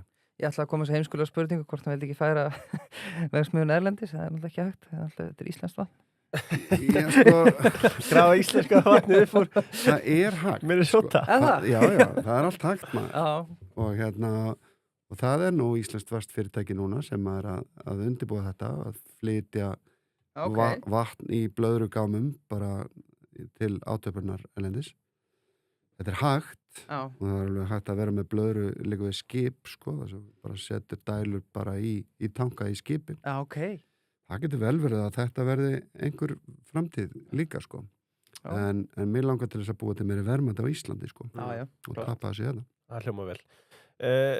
Mér finnst merkilegt sko ef við þurfum að spá í markaði og við vorum að tala sko, hver collab gengi vel og hver gengi ekki vel og til að mynda í Hamburg eins og hún nefndir. Var ekki Hamburg? Jú. Já. Og Thailandsmarkaður og þeir eru náttúrulega í svo viðtækri starfsemi. Áttu eitthvað dæmi þar sem að þeir eru alltaf að prófa það sem að eitthvað bara sló í gegn. Það sem að bara óvænt bara, bara Ísland springa risastórt í Tælandi eða eitthvað svona sem það hefur gert sem bara einhver markaður sem að tók þvílíkt vel í einhverja vöru. Þetta mjög opin spurning. Sko, ef þú ætti að vísa í útflutning, nei, þá get ég ekki sagt að við höfum dottið í lukkupottin með það. Við höfum verið með alls konar tilraunir, sko. Þú veist, við erum að flytja út brennivín til Bandaríkjanna og höfum gert í mörg ár, sko. Já. Þú veist, einhverju nokkru gámar, skilur og ég er þess fullviss að brennivín sé mjög áhugavert konsept fyrir erlendan stóran trade-partner að bara kaupa. Alveg eins og collab er mjög áhugavert proposition, sko. Og ég finn fyrir miklu vaxandi áhuga erlendar fjárfesta á ölgerðinni og því sem við erum að gera. Það sem að okkur hefur tekist að byggja upp á undanförnum áratugum er þessi geta til þess að vera þróa vörur og konsept hratt og örugglega, framleiða með miklum gæðum, litlum budgetum, testmarketa á Íslandi með tiltölulega skona takmörkuðum kostnaði og verður bara kreatív, spræk, hröð og gröð í okkar framsetningu og þróun, sko. Þetta er að vekja gríðarlega athygli og ég bara í mínu samtölum við kollega mína erlendis, skilurðu, þá finn ég bara fyrir aðdáun og vaxandi áhuga. Og ég myndi ekki detta af stólunum að einhvern tímann á næstu 10 árum, skilurðu, að við fengjum þennan áhuga til okkar í vaxandi mæli og við viljum búa til þannig líka sko hæfileika að ölgerinn geti verið að framleiða hérna á Íslandi fyrir þessi aðila, þróa og framleiða hérna á Íslandi, sendt út þetta sé þá markasett erlendis, ef þetta grípur þá taka þeir bara framleiðsluna og við hættum en þetta verði einn af okkar svona core kompetensis að geta unni með erlendis samstarfsaðilum, tekið hilluvöru hjá okkur sem að við höfum þróað og mögulega að kleima einhver royalty sinni framtíðina, sko. Já, mjög spennandi. Mjög spennandi. Mér langar að fara okkur aftur aðeins inn á innanlandsmarkað og ræða ÁTVR. Sko síðast þegar þú komst til okkar ræddu við ástandi á áfengismarkaðnum og hvort það væri kannski bara gott fyrir ölgerðina að halda engarleyfi ÁTVR á áfengi þar sem þið væru með mörg hilluplássar. Nú er 1,5 ár liðið síðan, sko þetta hefur verið ótrúlega reikistefna. Finnst þið stjórnvöld vera einhverju nærvarandi stefnu þegar það kemur að smásölu áfengis? Nei, sýnist ykkur það. Það er bara ekkert búið að gerast í þessum málum nema náttúrulega nú er búið að reka eitt mál til enda fyrir héraðsdómi og fá dóm, sko. Hvítinsbelja. En það er ekkert þess að það hefur verið eitthvað óvænt niðurstaða, sko. Nú er bara spurning hvernig stjórnvöld alltaf spila úr þessu, sko. Þetta er alltaf algjörlega óþolandi og óboðlegt ástand, sko. Þetta er ekki boðlegt. Nei. Það var bara að eyða þessari óvissu og ég ætla nú bara svona kannski bara út frá bara prívat skoðunum að bara, þú veist, þá bara verður að höggva á þetta og taka þessa tímaskekki úr sambandi, sko. ÁTVR? Þú veist, ég náttúrulega, þú veist, allt sem ég tala getur verið túlkað sem skoðun ölgerðunar eða beru. Þannig að ég ætla kannski ekki að taka svo djúpt í áruna en einkasala á áfengi hefur að mínu viti runnið sitt skeið á enda. Já. Skýrt. Sko, ég er nú þeirra skoðunar, svo ég fara nú að vota mínum tóta aðeins. Já, passaðu að tala fyrir hann tjessa þetta núna. Rétt, að það sé ekki alltaf heppilegt að ríki sé að standa í rekstri, Sérstaklega þeirra eru einkaaðilar, sko. Sérstaklega þeirra eru bara hæfir einkaaðilar. En það sem verður einn fylgifiskur þess er auðvitað að þeir þurfa að svara eftir reglugerðum og annað slíkt og mér langar aðeins að byggt að pistli sem að Haukur Heiðar sem hefur nú reynslu í þessum öfnum skrifa á Facebook þar sem að hann var að tala um hvernig kaupin gerast á eyrinni í innflutningi og því að koma vörum inn í vínbúðina og hann var að tala um það væri erfitt meðal annars vegna þess að til þess að komast inn í vínbúðina þá kemstu fyrst inn í hvort það væri heiðrúnu og þyrfti þar að sína fram á ákveðin veltur eða rotation sem við tala um aðan. Síðan kemist inn í fleiri verslanir og einhvern tímann hefði það nú tíðkast að það væri verið að flytja inn sem sagt eða koma vörum í búðir, fyrirtæki vera skuttlað í búðina, fara beint á netsöluna, kaupa það aftur og það verður bara hringrás til þess að koma velta á. Er þetta eitthvað sem að þú kannast við þessi viðskiptahættir og einhver stöðar pottur brotin hjá ÁTVR í þessum efnum? Já, ég kannast við þetta og þetta hefur verið ég var mjög þekkt og praktiserað hérna fyrir 20 árum síðan ég held að þetta sé að einhverju leyti praktiserað enda hjá minni aðilum en ég veit ekki til þess að stóra aðilum sé að leika sig með þetta en þetta er sem sagt hægt að gera og reglurnar, það er ekkert ólöglegt en þetta er kannski ósiðlegt myndi ég segja að gera þetta með þessum hætti þannig að þetta er bara reglur ÁTVR og menn eru bara að aðlaga sig þeim en þetta er eins og þið segið af hverju er ríkið að standa í þessu, þú veist, ég myndi ykkur ef þetta væri smáríkið þú veist, væri þetta vikingin en já þar, þú veist, í raun og veru bara þú veist, það sem er verið að gera þarna er að það er verið að borga í raun og ríkinu þessa álagningu, þú veist, þessa 13-18% álagningu sem þeir eru með á sínum vörum, en allt annað er bara, þú veist er nót, og já, en ég kannast við þetta og veit að þetta hefur verið gert.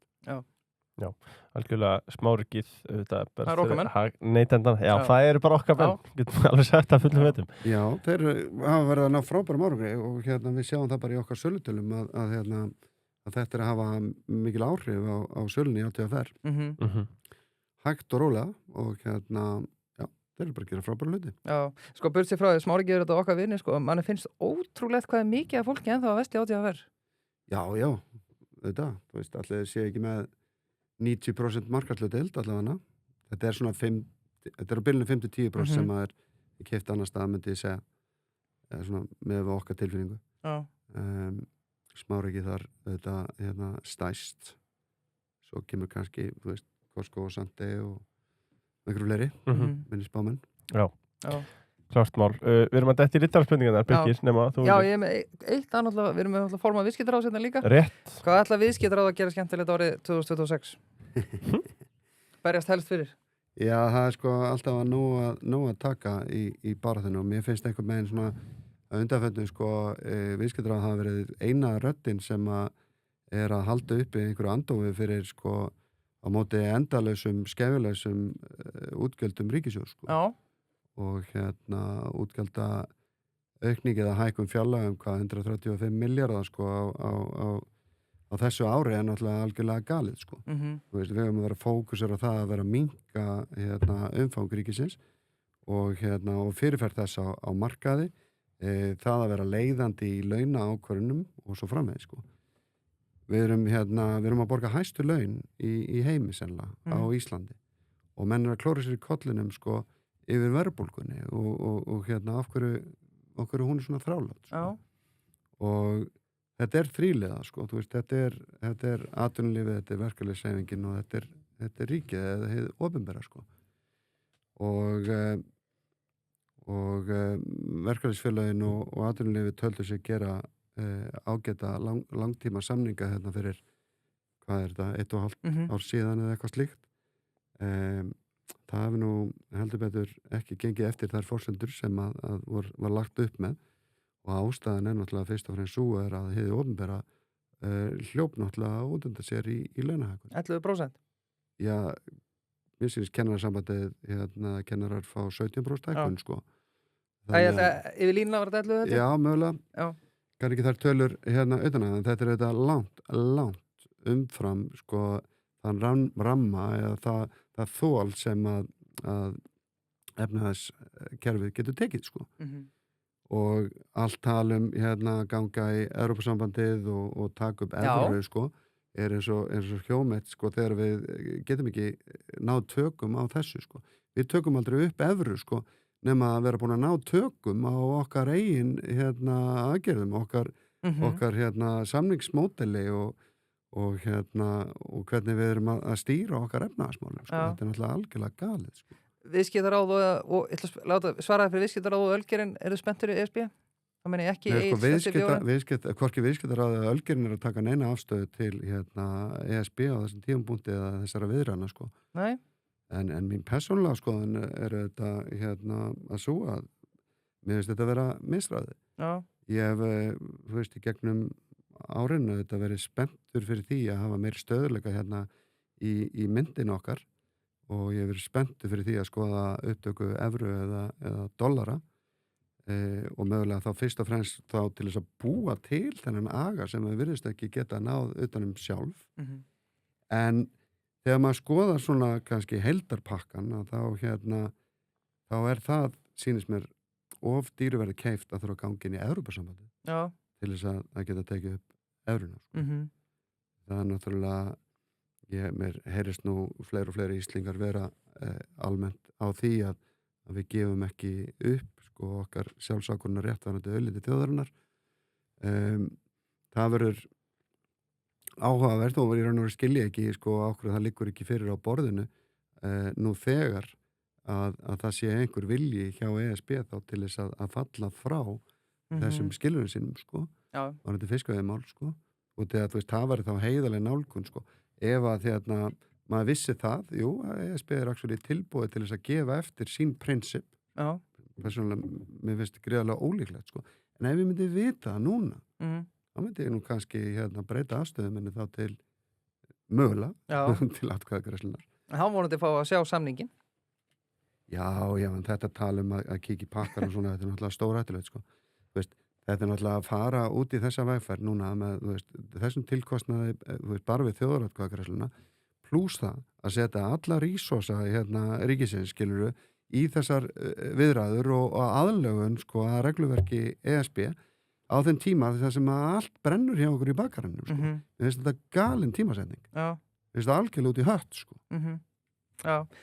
Mér langar að halda aðeins að rósa viðskiptaráði því að Björn Franklistjóri hefur verið að standa sig frábærlega og eiginlega bara frá því að hann kom inn og Andri þeir eru búin að vera kökkin og maður er búin að taka vel eftir þeim.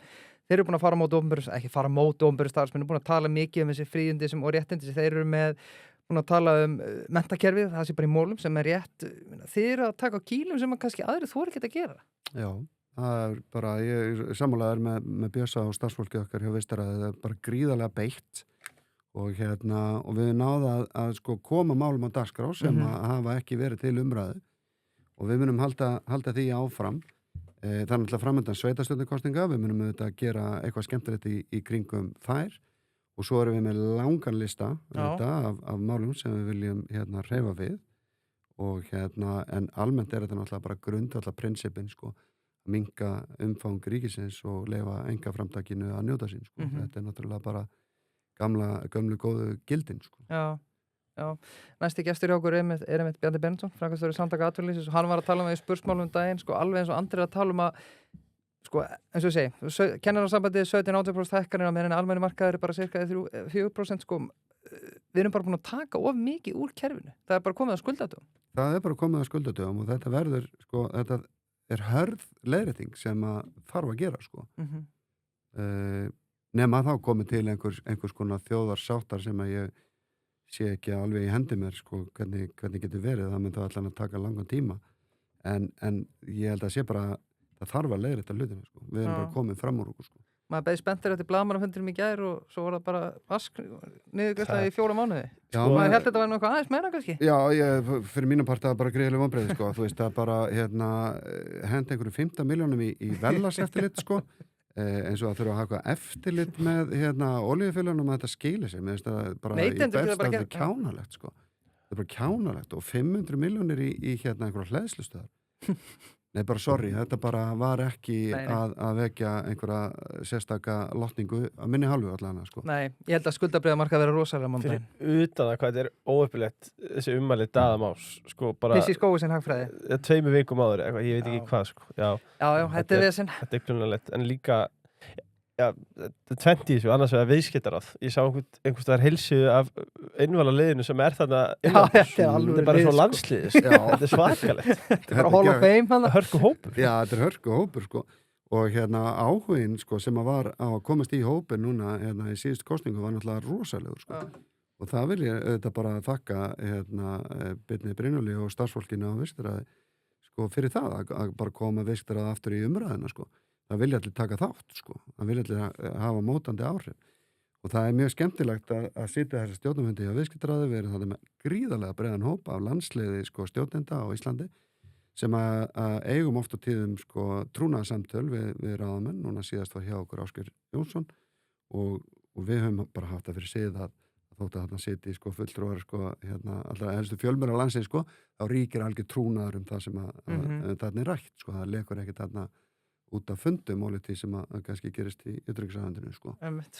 Þannig að þetta frábær vettvangur og ég held að veist, það af svo mörg að taka ennþá fyrir viðskiptaráð, þetta sagan endalösa sko. Já. Hvað ætli Ásgeir Jónsson hafi sagt en horfði hann að fundi í gær? Nýbúið að tryggja það að það sé örugglega betra að vera bótum heldur en að vinna en við skulum lækka vask á bensín í 4 mánuði.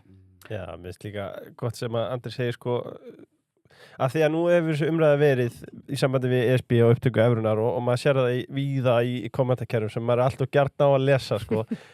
Menn er alltaf að finna gríluna sem ofta tíðum þessi verðbólga en hvað gerist eins og þú segir við getum ekki tekið upp evruna ef við ætlum að hækka 11% yfir svið og 17% í einhverjum tilfellum og svo getum við ekki lengur hvað gerist þegar við erum komið evru? Það þýðir bara 30% atvinnuleysi. Það verður reyndar ágætis skóli fyrir suma bara í hagkerfi sko. Já, þú veist, við þurfum að leiðrétta okkur sko og evran mun ekki sína henni miskun og verðum við bara að leiðrétta okkur í gegnum atvinnuleysi sko. Við getum náttúrulega með krónun eða þá getum við leiðrétta okkur með öðrum hætti eins og gegnum gengi en mér heyrist nú Seðlabankinn ekkert vera á þeim buxónum í sjálfum sér sko, við vilja halda stöðu gengi en maður velti fyrir sér hvort að það þurfi ekki harkalega leiðréttingu sko. Klárt. Við erum konur í riddarspurningarnar. Já. Já, náðurlegt, allt saman. Þetta er búin frábært. Já, mjög gaman. Krónan, auðvitað með okkur fyrst við erum að tala hana. Já. ESB, evran, krónan, þetta er allt. Já, við erum krónukallar. Já, við erum krónukallar. Og ef þú kemst ekki til Ítalíu, það er auðvitað að fara að vora og margir farnir að huglega sumarfrí. En kannski þarf það ekki að segja vatni yfir lækinn. Nei, þú getur bara að fara í krónuna. Skella þér í krónuna. Það er ítalski dagar. Ítalsku veisla þar og getur bara skannað og skundað og bara inn og út. Ef þú ert ekki að fá þetta bara sent. Það sagði ekki búðuna. Gott sem Viktor hann sagði síðast að þetta er bara, hann skilur ekki þegar fólk er í röðinni. Bara, af hverju ert ekki bara í skannað og skunda? Það er bara frábært. Hann hlær bara að labba fram hjá. Svo er þetta íþróttaveisla. Við erum með körfuna, við erum með bestu deildina að fara á stað og við erum með masterinn. Það er bara allt að gerast. Þannig að ég plantaði mig bara að gera á Bad Mikki. Því ég vildi ekki missa fyrstu umferðin í fótboltanum. Og ég vildi vera með körfuna líka. Og svo vildi ég vera með masterinn. Og hvar betra en á Bad Mikki? Hvergi? Besti sportsbar Íslands og fáránlega vel staðsettur líka í mínu heima umhverfi þarna. Er þetta ekki, maður fyrir illa að segja, er þetta ekki bankastræti? Jú, horfum við bara Alþingishúsið þetta er þetta hliðin á gamla Kaffi París. Já, skammast sín fyrir að vera ekki betra að segja þessu en grillmarkaðurinn Póstústræti strákar. Já. Takk Andri. Klippa þetta leiður. Þetta er ekki gott. Andri ætlar að vera að lesa völsingar fyrir okkur. En hann í næsta nágrann er þetta grillmarkaðurinn. Já. Ölnitt frá Hvammi bórið fram sko spyrið þjónu bara hvað vöður í búið. Þetta er ábyggilega allt þarna sko. Andri, hefur þú vanið ferðinar á grillmarkaðin? Já, reyndar svolítið síðan ég farið á grillmarkaðin sko. En það er frábær staður. Ég fór síðast reyndar á fiskmarkaðin í vikunni og alltaf geggjað sko. Já, það er gott að gera þetta dagum og fara þetta að borða. Við hefum auðvitað úrval veitingastað á Íslandi. Það er fjársögur. En ég hef bara grillmarkaðin.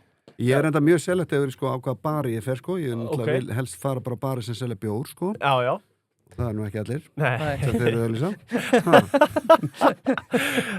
Heyrðu, við erum komin í riddarspurningar. Já, svo bara reyndar orka náttúruna þannig að vonandi er þess að 500 milljónar að fara beint í onhleðslustöður allavega í Guðanabænum. Já, og þegar ég heyri talað um íslenskt íþróttalíf og 500 milljónar þá verðum við strax fyrir til lengjunar. Já, við aldarinn á 5. daginn, það er þetta að setja á þig. Já, það er þetta að setja mig. Ég er svona einmitt búin að vera að skoða hvort sé þetta losa eitthvað meira á séreignarsparnaðinum.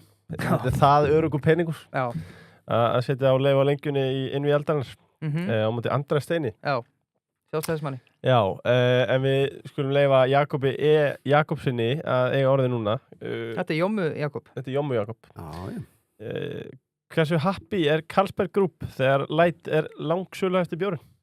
Já, ég held að sko Carlsberg sé bara greiðlega happy með samstarfi við ölgerina. Vegna þess að við höfum bara fengum nú til dæmis bara viðurkenningu fyrir sko bestu frammistöðuna í gæðum á síðasta ári. Carlsberg Tuborg er bruggaður sko á tugum brugghúsa og allan heim og Ölgerinn var í efstu sæti. Við erum líka með frábært samstarf við að þróa vörur, við þróaðum Túborg Liljur með þeim og hver veit nema við séum að þróa einhvern lágkolvetna bjór með þeim. Þannig að Carlsberg Túborg, eins og flestir okkar samstarfsaðila yfir höfuð, eru bara gríðarlega happy með samstarf Ölgerina. Það er mikilvægt að vinna með vinnerum, sko. Já. Og og þetta er upp og niður í bjórnum og gósinu og þessum vörumerkjum, sko. Og ég er alveg fullviss að Túborg og Carlsberg eftir að koma upp aftur, sko. Já, sko, eitt sem langar að spyrja þig, er þetta, nú er ég að drekka þennan kalda light, sko, og þið eru náttúrulega með lightbjór líka sem er ágætur. Sko, við erum light óþjóð. Er þetta íslenskt eða er þetta út í heimi líka? Já, þetta er nú svona svolítið sér íslenskt, sko, hvað þetta er rosalega fyrirvera mikið, sko. Já. Good Light er með svona cirka 17% hlutdeild, langstærsti bjórinn, sko. Svo í öðru sæti, og nú er ég að tala um ATFR, sko, að næst kemur Bóli með cirka 7%. Svo er Bóli X komin í þriða sæti með réttaflega 6%. Þannig að, sko, þú veit þetta með 2 lágkolvetna bjóra í fyrstu 3 sætunum, sko. Og þetta er alveg, held ég, uník, sko. En þetta er að vekja athygli og þetta er, sko, light konceptið er náttúrulega áratuga gamalt bara frá Bandaríkjunum, Bud Light og Miller Light og allt þetta. En Evrópa hefur ekki einhvern veginn náð þessu ennþá. Nei. Þrátt fyrir, sko, þú veist, ég meina Túborg var með light útgáfu fyrir svona 15-20 árum, sko. Bæði Danmörku og og hún bara einhvern veginn náði ekki gegn, sko. Ég held að það nú fyrst og fremst verið út í að vökun var ekki nægilega góður. Ef að vökun er frábær, þá næri þetta árangri, sko. Já. Þá var þetta svona, þú veist, það var ekkert kompromiss í bragði en þú farið eitthvað added benefit, sko. Já, sko, ég velti fyrir mig, sko, þegar maður nú sjálfur lætnum, drekkum maður ekki bara meira af þessu í staðinu? Er maður að græða einhverja kalórir á þessu? Ég veit ekki hvort að þetta sé eitthvað tiltekið prívat vandamáli á þér, sko, en Nei, en eins og ef þú ert að gera það glaðan dag, færðu þau klassískan bjór eða færðu þau light? Ég fæ mér nú yfirleitt lightið að Bóla X, sko. Bóla X er svona minn go-to bjór þessa dagana. Þú veist, ég er ekkert voða mikið að spá í kaloríurnar per se, sko. Þetta er bara Bóli X, er bara minn uppáhaldsbjór þessa dagana. So happens að hann er lágur í kaloríum og laus við glúten.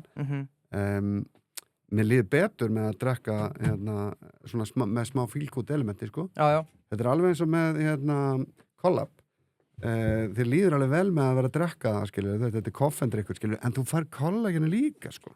5,9 gram, þetta er svona feel-good element, sko. Hvernig hefur koffínlausi kollabin gengið? Bara mjög vel, sko, mjög vel. Hann er svona, það sé ekki svona 10-15% af heildarsölunni, eitthvað svoleiðis, sko. Og Laufeyjar, já, mjög, held ég, sterkt múf að koma með koffínlausan Laufey-kollab líka. Og hann hefur selst mjög vel, sko. Já. Það var flott samstarf. Já, alveg bara geðvegt, sko. Laufey og Jóníða systrinnar eru náttúrulega fílíkir listamenn og þetta er bara unnun að vinna þetta með þeim, sko. Heimir Árnason spyr, hver er staðan í Pepsi vs. Coke í dag? Já, hún er svona cirka bát sinnis mér 47-53 eitthvað leðis. Djúvill er þetta spennandi, maður. Já, en lengjan þarf stúlega þetta. Já, þetta leifur andri stúlega. En það er ekkert leyndarmál að það blesa aðeins í fangið á okkur, sko, síðastliðin 2 ár vegna þess að Pepsi breytti uppskriftinni á orginalbragðinu og setti, sko, svona half sugar, sko, á móti sætuefnum og þetta salan á bláa Pepsiðina og hún dróst saman og Coke sigrað sótt í sig veðrið. Við erum nýbúin að lonsa núna Pepsi upprunlega bragðinu og ætlum okkur að ná tilbaka okkar hlutdeild, sko. Þannig að í sigraða hlutanum að þá hefur Coke verið að vinna okkur undanfarinn 2 ár. Við erum að ná þið tilbaka og ætlum að ná þið tilbaka. Í sigurlausa þá er Pepsi og Max náttúrulega, sko, ennþá langstærsti gosdrykkur landsins, sko, miklu stærri heldur en Coke sigrað, sko. Þannig að, sko, við erum bara í toppmálum en we're in it to win it, sko. Við ætlum okkur að ná þessu. Ég hefði einmitt haldið alveg eins og spurði út í lætin á hann, sko, þú veist, auðvitað maður bara í sinni búblu en svo komst maður að daginn að 50% af fólki er ennþá að borga með, sko, physical kreditkorti, sko. Þú veist, ég held einhvern veginn bara sigraða góstrykki myndi að heyra sögunni til bráðum, sko. Já, nei, þú veist, þeir eru svona hægu undanaldi, getur við sagt, bara hægu undanaldi. Þetta er enda bara mjög stór markaður en samt, sko, þið sjáu öll okkar vöruþróun svolítið að byggjast á hérna, koma með sykur minna eða sykurlaust sko. Þannig að það er svona smá saman líka að ryðja, þú veist, sykurinn til hliðar. Já. En sykra kók og sykra Pepsi mun alltaf verða stórt sko. Það er bara ákveðið fólk sem annarkvort þolir ekki sætuefni eða bara veit ekkert kompromiss, skilur, bara gera vel við sig. Já. Höfðu þið eitthvað þetta að segja á sínum tíma? Nei. Við bara fyrir að segja, þú veist, að bara þetta voru mótmæltið, við vissum að þetta var ekki rétt sko. En við vorum þá fyrsti markaðurinn til að koma tilbaka, við náttúrulega suðum og veist, bara niðurgangurinn var mikill hérna á Íslandi til þess að bara að þeir myndu horfa framhjá þessu sko. Já, ok. Þannig að, þú veist, við erum alveg að hafa áhrif. Já, algjörlega. Hvenær kemur Collab X Gísli Pálmi, spyr Óli Mali. Næstu ykkur. Ég seti nefndin að næsta spurning. Birgir Snær, hversu mikið grenjaður úr hlátri þegar Toppur rýbrandaði í Bon Aqua og Kristall var allsráðandi? Já, þetta var, hérna, held ég ekki þeirra sterkasta múf, sko, en hérna, ég er ánægður með samkeppnina, ekki margðað þannig, og hérna, en sko, Kristall er náttúrulega samt ekkert allsráðandi, Klaki, hérna, er íslenskur player sem hefur skotið sér hérna inn á milli, þeir græddu svolítið mikið á þessari nafnabreytingu, sýndist mér, miklu meira heldur en Kristallin er örlítið dýrari og hérna, þannig að Klaki hefur náðu að koma sér bara vel fyrir sem svona þriði playerinn. Já. Algjörlega. Verða einhverja nýjungar í vöruþróun hjá Gæðabakstri, spyr Maggi Már? Já, það verður það. Við erum líka bara byrjuð að vinna núna að rebranding strategi og verum ekki að stjórnun og hérna bara langtíma sín, sko, hvaða vörumerki við notum og hérna, og svo er þetta ætlum við okkur stóru hluti, sko, með Gæðabakstur og það sem er svo skemmtilegt þar er að það er mjög stór samkeppnisaðili sem er með dóminirandi hlutdeild sem er Millan og það er verðuð keppinautur og við ætlum okkur að ná árangur. Sko. Hvað er söluhæsta varan hjá Gæðabakstri? Ég veistu það, ég myndi að halda flatkökurnar var kemið þarna sterkar inn, sko. Já. En ég bara káða samt ekki utan að ennþá, sko. En flatkökurnar eru greiðlega sterkar og laufabrauðin í jólin maður.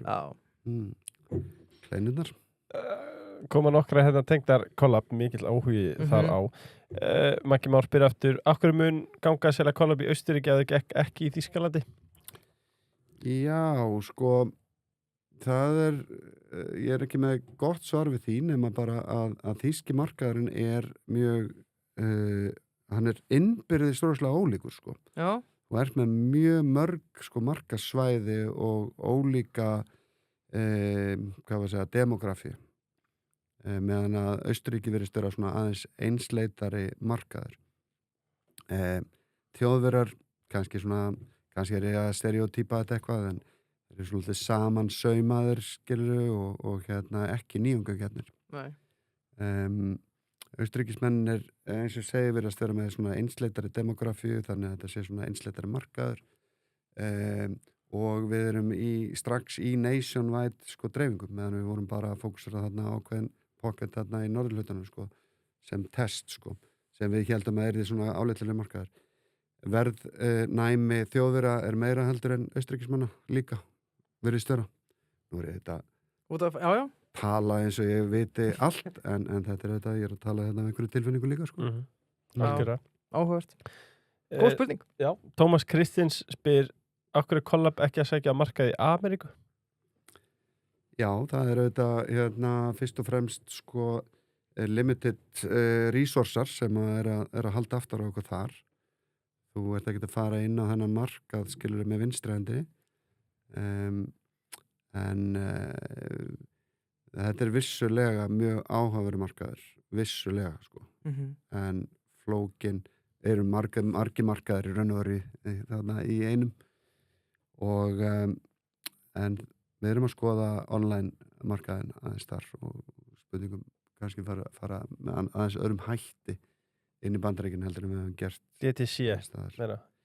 ekki gegnum Já, meira bara gegnum Amazon sko, eitthvað, afsakið ef við komum fram fyrir þetta en í dag, ég veit, við tölum Nestle á hann, eitthvað sambarlegt á Collab út af markaðunum í dag? Já, það er fannir að koma fleiri kollagendrykkir. Þeir eru ekki allir með koffinni, það er svona 2 kóperingar komið á markaðin en það er bara mjög lítið sko. En það eru margir fannir að svona kleima kollagen og spilin á kollagen elementin sko. Og það verður ekkert látar á næstu árum sko. Nei. Þannig að þeir eru það keppa þá bara hvað, Red Bull og hvað liðið? Nei, Red Bull er svo sem ekki þar sko. En til dæmis í Bandaríkjunum er Monster með brand sem heitir Flirt sko, sem að inniheldur endur ekki kollagen en þeir kleima stöðlega kollagen framleiðslu. Þannig að það er svona verið að hengja sig á ákveðin element sko, í þessu proposition sko. Það sem að hefur verið svona the big hype í Bandaríkjunum undanfarin ár er svona trefja eða prebiotic góðstrykkir og Pepsi er til dæmis komið með prebiotic kóla og keyptu þarna líka góðstrykk Poppies fyrir einhverju síðan sko á gríðarlega penninga sko þannig að það er svona verið the big thing í Bandaríkjunum sko en mögulega verið kollagen the next big thing Daði spyr, hvað er hægt að gera til þess að kollabdrykkir gjósi ekki eins og Suðurnes við það að þeir séu opnaðir? Já, þú veit kannski sleppti að hristan.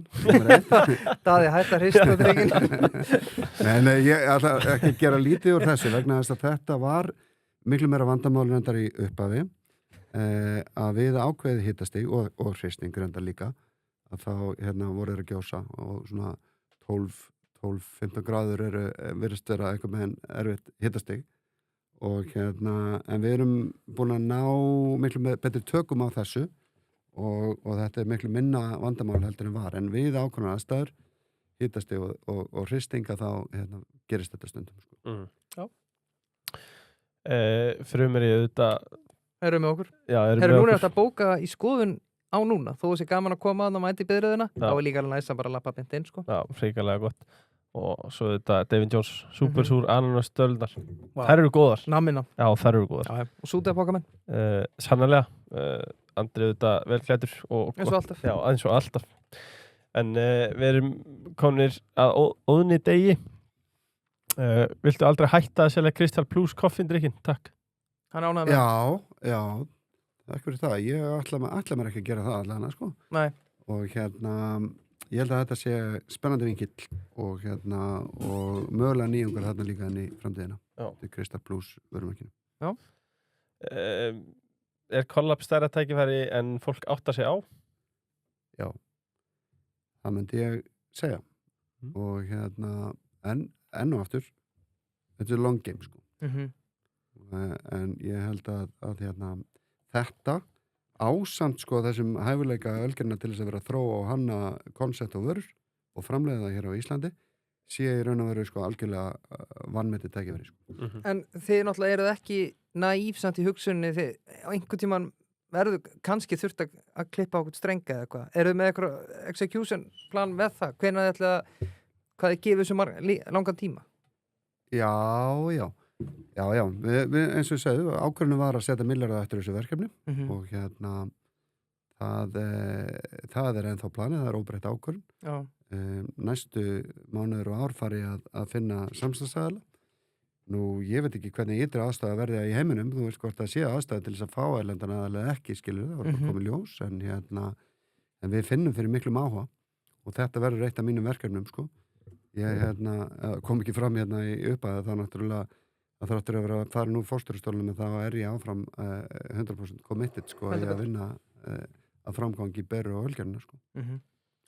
Þá er bara komið að loka orðinu sem ég ætla að leyfa þér að eiga Birgir, eða loka spurningunni svo leyfum honum að eiga að loka orðið en David Jones í golfpókan og sútu upp núna í skýrnirnar fermingarna, brúðkaupin, allt þetta það er bara sútu upp rosalega græða bara börnið sín í sérsum fyrir fermingar, það er kannski aðeins og seint núna en næsta ára kannski Loka spurningin, Andri fekk hana líka held ég lokast 24 en núna er hann hættu sem fóstur eftir 22 ára setu ráð til fólk sem vil vera farsælt og þú, farsæli stjórnendur? Já, ég veit ekki, ég man ekki eins og hvað ég svaraði 24 sko. Nei, nefnir grunaði það. En ég myndi alltaf segja bara auðmýkt og heiðarleiki og horfa fram að veginn. Þetta eru bara gömlu góðu gildin sko og vera að vinna samar. Já, Andri Þór Guðmundsson, takk fyrir daginn og takk fyrir komuna. Takk fyrir.